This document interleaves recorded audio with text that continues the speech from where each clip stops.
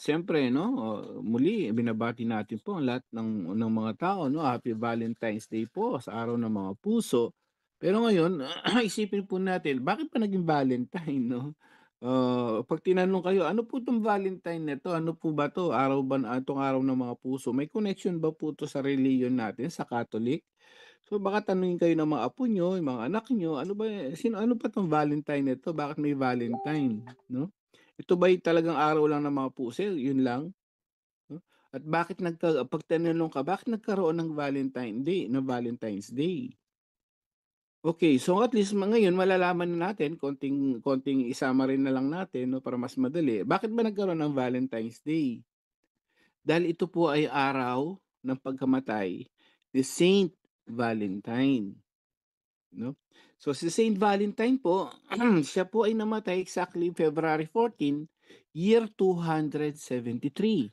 So in other words, 3rd century pa, matagal na 'yan. So matagal nang pinagdiriwang ang Saint Valentine's Day. So santo po 'yan 'no, hindi siya ng Valentine na Cupido o kung ano man, So santo po ang pinagdiriwang natin dito, Roman Catholic Church saint.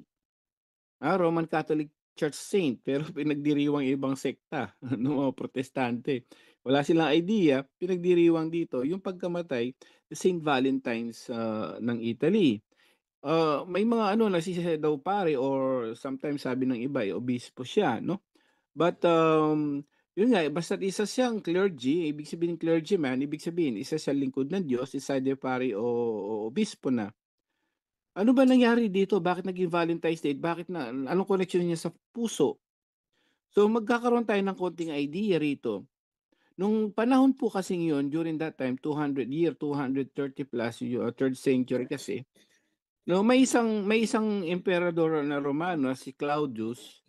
Alam niyo po ba, ito po yung kwento pala nun. Yung mga soldiers niya, mga Roman soldiers, bawal silang mag-asawa, magkapamilya. Bakit? Gusto ng, Roman Empire na nun, yung mga Romano, emperador dun na si Claudius, gusto niya lahat ng mga Roman soldiers niya maging binata, focus sa kanya. Focus sa Roman lang 'no, Roman Empire. So, which is unfair naman dun sa gusto yung mga halimbawa, yung soldier na yun, yung sundalong yun biglang nagkaroon ng pagmamahal at gusto magkapamilya, hindi puwede. Hindi puwede kay Claudius yun, bawal na bawal yun. Ayun. Ano nangyari? Si Saint Valentine during that time as a pare or obispo, nakialam na yan. Hindi puwede nga naman yun. Ito'y tungkol sa pag-iibigan at pagkakaroon ng pamilya. Siyempre sagrado kasi sa Katoliko 'no, sa Diyos, sagrado yung pamilya. So ang ginawa ni Saint Valentine 'no, ang paring si Valentine, ang ginawa po niya nun, sinikreto niya, eto po yung nangyari, ang ginawa niya, kinasal niya yung mga Roman soldiers. Sikreto. Yun ang naging ano niya 'no, yung naging problema. So sa sikretong pagpapakasal niya sa mga Romano, mga sundalo, dahil bawal kasi sa mismong boss nila, eh. Sikreto, sikreto para maging sakramento ang kasal, nahuli siya ro'n, dun siya pinatay. Kaya nagkaroon tayo ng Saint Valentine's Day or Heart Day, araw ng mga puso, araw ng mga nag-iibigan. Amen. So mayroon tayong idea. Pinagdiriwang natin Saint Valentine, isa sa santo ng Katoliko. Pero nakikipagdiwang ang mga protestante, nakakatuwa naman sila. Ayaw sa Katoliko, pero nagdiriwang ng mga Catholic feast natin, mga piyesta ng Katoliko 'no.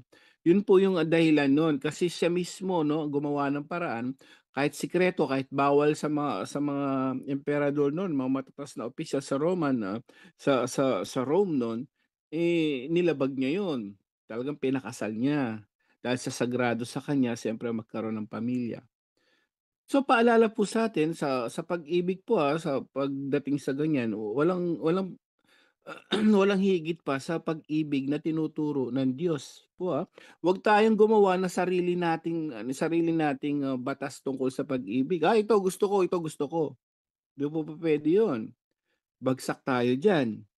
Kasi ang Diyos at ang simbahan meron niyang batas po. Unang-una, siyempre alam naman natin sa hindi porket pag-ibig mahal mo ang isang tao, puwede na kayo magtalik na magtalik. Alam mo naman, alam po natin 'yan 'no? So paalala lang po, Marami ngayon sigurado na sa iba't ibang lugar sa Pilipinas o sa buong mundo. Ayan na, nagkakaroon na ng premarital sex, fornication. Napakarami ng kasalanan 'yan 'no, napakarami ang kasalanan nangyayari niyan, kasalukuyan 'yan, ang dami niyan 'no, dahil Valentine's, eh. Pero paalala sa'tin sa punto por punto ng Diyos sa atin, bawal po 'yun.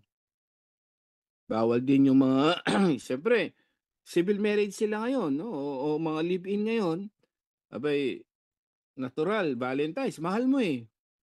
Siyempre nagtatalik 'yan, which is bawal din. Magpakasal po kayo sa pari bago niyo gawin 'yan at bawal din yung basta-basta magtatalik sa mag-asawa. Kung gusto mo anytime, hindi po yun pupuwede, kailangan unitive. Ibig sabihin, kailangan magme-meet kayo na hindi puwedeng ilabas yung sperm cell ng lalaki or withdrawal o contraception, bawal din yun. So, dapat nakapaloob sa batas at sabi nga 'no, biblically, sabi nga ni Apostol Santiago, kapagka lumabag ka sa isa, lumalabag ka sa lahat. Isang mortal sin nga lang impyerno tayo, susunugin hindi biro 'to, masusunog tayo sa impyerno. Isang batas lang, what more ang dami mong batas na binabasag o nilalapastangan na batas. So, paalala po, hindi po basta-basta 'yan ang pag-aasawa, mahal mo siya, kailangan mag-asawa kayo sa sakramento ng simbahan. Paalala lang po sa atin lahat 'yan. Tapos sa mag-asawa gano'n din. Kapag mag-asawa naman kayo nasa church, mayroon din batas ang ano, yung pagdating sa pagtatalik. May batas ang simbahan, hindi basta-basta puwedeng, kung kailan mo gusto and then mag-contraception ka, hindi. Ang allowed lang NFP, Natural Family Planning or calendar method. Pagpapaalala po sa lahat 'yan dahil nga araw ng pag-ibig, maraming gagawa ngayon 'yan. At siyempre, Efesos 5:22-23, sa pamilya hindi puwedeng, may pangulo din dahil ang ulo ng pamilya, tandaan po natin, ang asawa lalaki, hindi ang babae. Dahil si Kristo ang ulo ng pamilya, sabi ni Apostol Pablo diyan. So, kapag ikaw ay, 'pag, sabi nga kahapon ng mga exorcist priest o deliverance minister, sabi nga ni Brad Romer, totoo 'yun. Curse 'yun 'pag ina-under mo ang asawa mong lalaki, curse 'yun, masama daw 'yun. Bale may impluwensiya ng demon 'yun, kasi hindi dapat daw gano'n. Hindi puwedeng i-under ang lalaki. 'Wag mo underin yung lalaki kung ikaw ay babae, Ngayon sa panghuli, ito sa sa magkasintahan, 'no, hindi puwedeng magkasintahan kayo, gusto ko 'to, gusto ko 'to, gusto ko magtalik na tayo, mag-ano tayo." Kung ayaw mo 'no, dahil Kristiyano ka, gusto mong maligtas ang kaluluwa mo, 'wag mong payagang mangyari 'yun. Tiis-tiis muna. Hindi puwede ang lalaki kung ano yung ang gusto ng lalaki, masunod din sa'yo lalo na sa batas ng Diyos. Okay, kung ano man ang gusto, tandaan po natin dapat kung ano ang gusto ng Diyos, ang paraan ng Diyos. Dito lang sa ebanghelyo gano'n din po nangyari. Tignan mo ang pagpapagaling niya, kakaiba. Ang pagpapagaling niya dito yung ang sabi niya rito 'no, muna inilayo muna siya ni Jesus sa karamihan at sinuot ang kanyang mga daliri sa tainga nito, do'n sa bingi. Pagkatapos tumingala si Jesus sa langit at nagbuntong hininga at sinabi, "Ephphatha," sabihin, at pagkatapos nito, ito pa, lumura at hinipo ang dila nito. Pansinin niyo, yung paraan ng ating Panginoon Jesucristo, lumura siya. Kung ordinary tao, lumura at nilagay sa, di ba? Mga albularyo nga, di ba? Parang kakainin muna ng mga albularyo yung ano, no, yung dahon-dahon, tapos ilalagay sa iyo sa, siyempre, parang ano to. Pero paraan ng Diyos yun eh. Paraan ni Jesus yun eh, lumura siya. Tapos inilagay sa dila talaga. Puwede ba tanggapin mo? Yes, dapat tanggapin natin kung ano man ang paraan ng Diyos, hindi yung paraan natin. Gano'n din sa pagsasama, kung ang paraan ng Diyos, bago tayo magtalik dapat sacrament of matrimony, 'yun ang gagawin natin. Huwag magtatalik.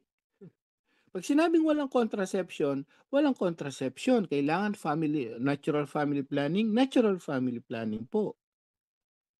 Sana maintindihan po natin lahat 'to 'no? Dahil sa araw ng pag-ibig sa Valentine's Day 'no, hindi po, pagpapaalala ng simbahan at punto por punto, number 1 pa rin si Lord. Yung batas ng Diyos pagdating sa pag-ibig. At panghuli, no, ano ba yung batas ng Diyos pagdating sa pag-ibig? Ito, no, anuin po natin lahat 'to, pakinggan natin, ito po yung panghuli natin. Ano ba ang batas ng pag-ibig talaga para sa Diyos? Ayon kay Apostol Pablo sa unang Korinto, mababasa niyo po 'yun sa unang Korinto chapter 13, no? Verse verse 6 to 4 to 6. Ano ba ang pag-ibig? Sabi rito, ang pag-ibig ay matiyaga at maganda loob. Pakinggan niyo po ito, hindi nananaghili, hindi nagmamapuri o nagmamataas, hindi magaspang ang pag-uugali, hindi makasarili, hindi magagalitin, ha? O mapagtanim sa kapwa. Hindi nito ikinatutuwa ang gawaing masama, ngunit ikinagagalak ang katotohanan. Ang pag-ibig ay mapagbata, mapagtiwala, puno ng pag-asa, at nagtitiyaga hanggang wakas. Yun po ang tunay na diwa ng pag-ibig ayon sa Diyos. Amen. So, yan po yung ating presentation sa gabing ito, mga kapatid at mga kapuntos. So ito po yung ating tatalakayin, no? Sapagkat iba't iba po yung mga interpretasyon ng ating mga kaibigan mula po sa ibang pananampalataya, no? Selebrasyon ng Valentine's Day sa demonyo daw umano. So ito yung kanilang isinisiwalat dyan sa social media at bago yan, atin muna pakinggan po yung kanila pong mga mensahe, yung kanila pong pinagsasabi. Huwag na huwag kang magse-celebrate ng Valentine's Day. Lalong-lalo na kung ikaw ay isang Kristiyano at galing sa Biblia ang pananampalataya mo. Sa video na ito ay malalaman mo kung ano ang nakatagong sikreto ng karumal-dumal at malagim na katotohanan patungkol sa Valentine's Day. Ngayon, alamin natin kung saan nga ba nagsimula ang Valentine's Day. Ang Valentine's Day po ay nagsimula sa isang pagan celebration. Ang fiestang ito ay tinatawag nila Lupercalia. Ang Lupercalia ay isa pong ancient Roman festival na sineselebrate tuwing February 13, 14, and 15. Nasa gitna po yung February 14, so 3 araw po ito. Isa po itong karumal-dumal na festival, napaka-bayolente at madugong festival. Masasabi mong hindi na talaga siya makatao. Una sa lahat, meron... Yan, yun yung kanilang pinagsasabi, mga kapatid at mga kaibigan. So medyo mabibigat na argumento yung kanyang binabitawan. Unang-una sinabi niya na ito yung kanyang maling turo na ating itutuwid sa punto por punto sa gabing ito. Sabi niya, karumal-dumal umano ang katotohanang dala, no, nito mga kapatid at mga kaibigan. At ano yung mga karumal-dumal na katotohanan ng Valentine's Day? Sabi niya, ang Valentine's Day daw ay nagmula sa isang pagan celebration. So isang pagano umano itong selebrasyon, mga kapatid. At ang fiestang ito ay tinatawag umano na Lupercalia, na isang ancient Roman festival na siniselebrate bawat February 13, 14 at 15. So ito yung sasagutin natin. Ang pagdiriwang na ito ay nakasentro umano sa Diyos-Diyusan na si Lupercus. So mayroong kasabihan, kapag hindi po natin ito sasagutin, baka magdududa yung mga, o baka magdududa at mas lalo pa itong i-share ng mga kaibigan natin na anti-Catholic at sasabihin nila yung ating celebration ay pagan o pagan in origin.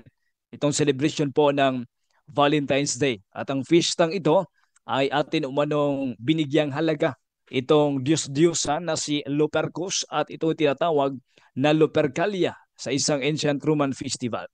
So itong mga argumentong ito ay sasagutin po natin, no, sa tulong po ng ating Panginoon sa punto por punto at atin din po itong klaruhin, mga kapatid at mga kaibigan.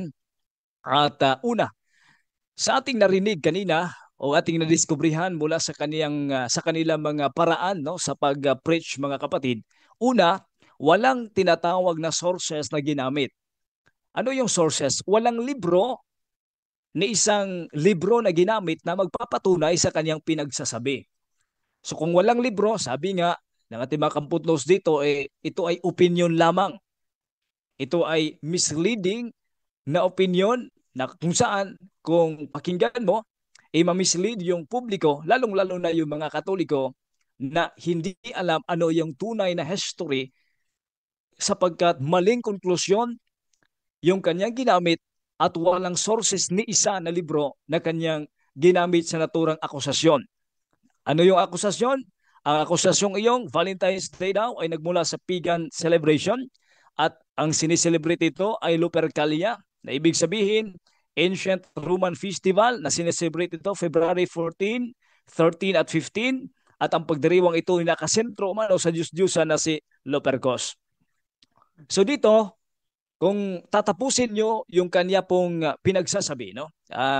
Magugulat ka sapagkat walang libro na ginamit itong kaibigan natin na nagpakilalang pastor dyan sa social media.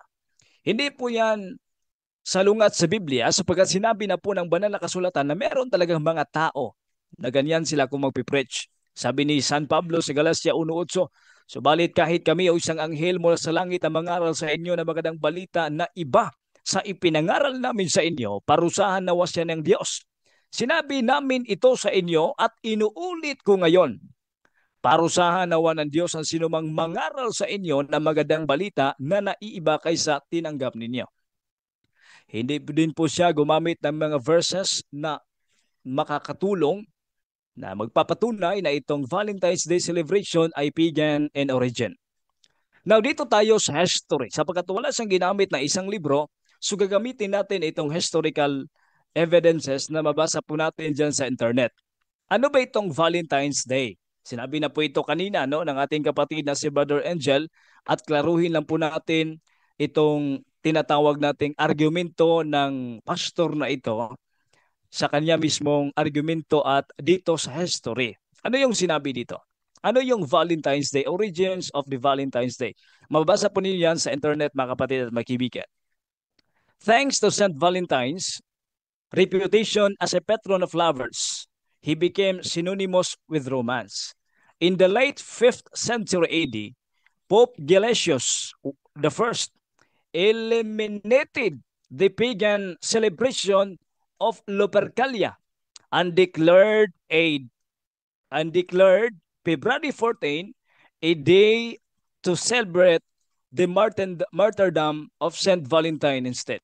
So mga kapatid at mga kaibigan, dito pa lang sa isang ginamit natin na ebidensya ukol sa origin ng Valentine's. Hindi po ito original. Ang origin tinatawag ni nagsimula. Saan nagsimula itong Valentine's Day celebration? Sinabi dito, St. Valentine's reputation as a patron of lovers, he became synonymous with romance. And the late 5th century AD, Pope Gelasius I eliminated. Ano ba itong eliminated? No, tinapos itong pagan celebration of Lupercalia at ang February 14 day to celebrate the martyrdom of Saint Valentine, mga kapatid at mga kaibigan. So, dyan pa lang, sa isang matatawag natin na credible source na ating binasa, ang tanong, Valentine's Day daw ay nagmula sa isang pagan celebration? Hindi. Sinabi dito sa isang history, tinapos ng selebrasyon ng Valentine's Day, ang kapistahan ng martyrdom ni Saint Valentine, itong tinatawag na Lupercalia na celebration ng mga pagano. So, hindi siya in line na magkasing katulad yung selebrasyon, kundi dalawang selebrasyon siya, yung selebrasyon ng mga pagano at selebrasyon ng mga Katoliko, ng mga Kristiyano na ngayon ay ating bigyang pansin ang ginawang martyrdom at tinatawag nating sakripisyo ni San Valentino. Sinabi na kanina ni Brother Angel, sino ba itong si Saint Valentine? Gamitin din po natin ang history na ito. There are several legends surrounding the life of Saint Valentine. The most common is that on February 14, during the 3rd century AD, a man named Valentine was executed by the Roman Emperor. So pinatay siya sa Roman Emperor na si Claudius II after being imprisoned. Napriso siya, no? At assisting persecuted Christians and secretly marrying Christian couples in love. Kinakasal niya yung mga hindi kasal sa kanyang kapanahunan, kaya nagalit itong emperor na si Claudius II. So, kahit paman nakapreso si Saint Valentin, hindi nakapreso ang panampalatayang Katoliko. Patuloy niya itong ipinaglaban by his deeds and by his words, kung saan kahit siya ay papatayin, no? Ay siya ay nanatiling tapat sa panampalataya at siya ay binigyang parangal ng ating simbahan sapagkat hindi po kinalimutan ng ating simbahan ang sakripisyo ng bawat isa sa atin, no? So dito mga kapatid at mga kaibigan, ito yung tunay na history, hindi yung history ng ating nakikilalang pastor kanina na ating narinig. Ano ba itong Lupercalia? Dito tayo sa Britannica. Lupercalia, ancient Roman festival that was conducted annually on February 15. Hindi pala, February 14. Ito namang pastor na ito, no? Ganito ba talaga mag-research sa itong mga kaibigan natin? Sabi niya kanina, ito umanong Lupercalia, isang ancient festival, Roman festival, February 14 umanto. Bukas pa pala ito. No, hindi pala ngayon. February 15 under superintendence of Corporation of Press called Luperce. No, ito mga kapatid na mga kaibigan, ibig sabihin sa pizza pa lang bagsak na. Paano naging nag-celebrate tayo ng Lupercalia? Ang Lupercalia pala na celebration bukas pa, February 15, yung Valentine's Day. Ngayon natin isinelebrate mga kapatid at kaibigan. Therefore, magkaiba. Magkaiba, no? So, ito siguro ang dapat nating pagtuon ng pansin, lalong-lalo na sa mga kaibigan po natin na mga parating umuusig na talaga, no, sa simbahan at wala namang mga references na ginamit. Anong pizza nito? February 15. Ang celebration natin, February 14. Ayon sa history ng ating ipinakita ngayon, mga kapatid at mga kaibigan. So ganito talaga mag-mislead itong mga preacher, no, na dapat natin itong sasagutin. Kaya pasalamat po tayo sa punto por punto na ganito yung eagerness ng ating mga kasamahan na sagutin ang ganito mga paninira sa social media. Una, tandaan natin na mayroong kaibahan. Walang Katoliko ang nagdiriwang ng Valentine's Day para ipagdiwang ang Lupercalia. Meron bang Katoliko na nag-celebrate ng Valentine's Day at pinagdiriwang din natin yung Lupercalia? Wala ni isa. Ang St. Valentine's Day, ang araw ngayon ay patungkol sa pagdiriwang ng pag-ibig at paalala na ginawa ni St. Valentine sa ngalan ng pag-ibig. Hindi ito patungkol sa pagsamba ng Diyos-Diyosang pagano na sinabi niya kanina na yun umano ay ginawa ng mga Katoliko para sa Diyos-Diyosang pagano. Ano yung pangalan ng Diyos-Diyosang pagano? Babalikan natin. Itong si Lupercus. Meron ba mga larawan ni Lupercus sa selebrasyon natin ngayon? Wala. Kundi ang mga larawan, ang mga pictures, ang mga history na kumakalat sa social media ngayon, larawan ni St. Valentino. Kung ang ginawa, no, mo tuwing Valentine's Day ay sumamba ka sa Susan na si Lupercus, nag-alay ka ng hayop, isang ritual, iyon talaga yung kasuklam-suklam sa pendingin ng Diyos. Iyon talaga yung ipinagbawal, iyong tinatawag na Lupercalia. Wala naman tayong selebrasyon ng Lupercalia. Ang selebrasyon natin ay Valentine's Day. Hindi yan mababasa na meron tayong selebrasyon na Lupercalia sa liturgical calendar ng simbahan.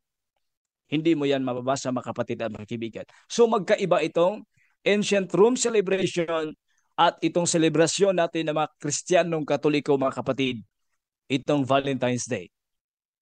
So dito tayo sa kanilang mga objections, no?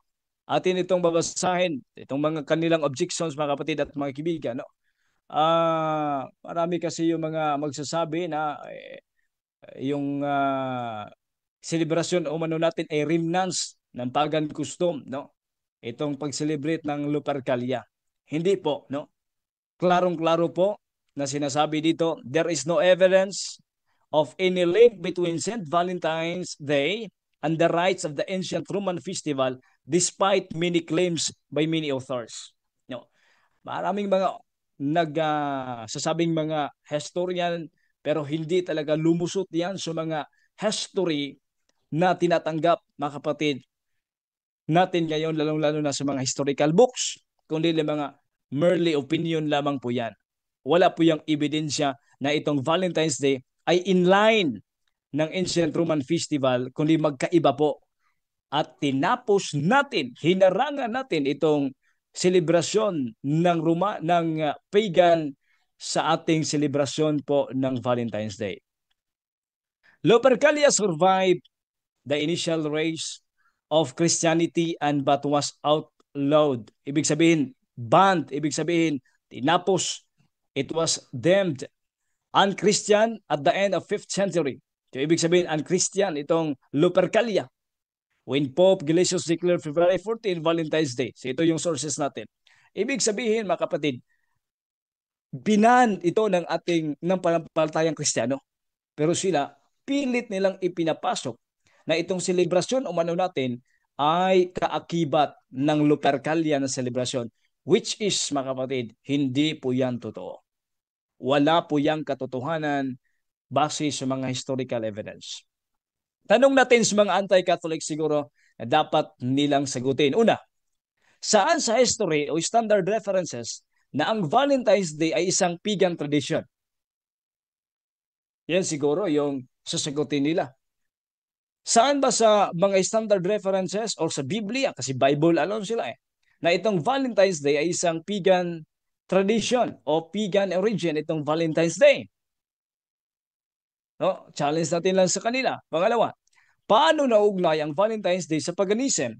The fact that the pagan festival Lupercalia is traditionally celebrated February 15, but itong Valentine's Day, February 14. In fact, ang pizza pa lang, the dates 14 and 15, hindi siya mag-coincide. Hindi siya the same. So, big sabihin, meron talaga silang pilit na gustong ipasok, mga kapatid at mga kaibigan, para lang sa kanilang sariling kapakanan.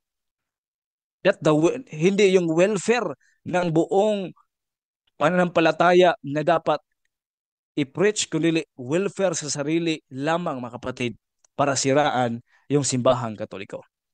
No? Challenge natin lang sa kanila, saan sa history standard references na itong Valentine's Day celebration ay isang pagan tradition o isang pagan origin. Pangalawa, paano nila ma-reconcile ito? February 15 itong Lupercalia, but celebration natin February 14. Hindi coincide. Oh, ganyan, no? Ganyan mabibisto at mabubuko itong mga kaibigan at mga kapatid natin. Look at February 14. Sinabi na ito kanina ng ating kaibigan si Brother Angel, ating kapatid. Date of modern Valentine's Day is simply based on feast of day of Saint Valentine, who was martyred, was killed due to faith, dahil sa pananampalatayang Katoliko. Wala pa sila nito Wala pa mga Protestante dito. 2nd century pa ito No, kaya, bakit hindi sila nag-celebrate? Wala pa naman sila dito. Hindi naman nila kasama si Saint Valentine. Kaya, kumukuha lamang sila ng mga maling sources o walang sources na kinuha para laitin ang ating selebrasyon.